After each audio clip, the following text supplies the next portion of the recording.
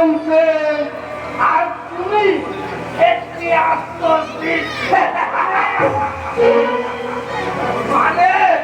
বেড়াবো বেড়া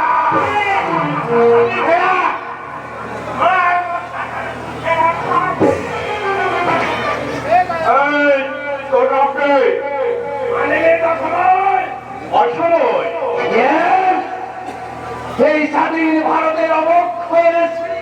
ভারতে আজ আমরা যে সময়ে এসে পৌঁছেছি সেই অসময়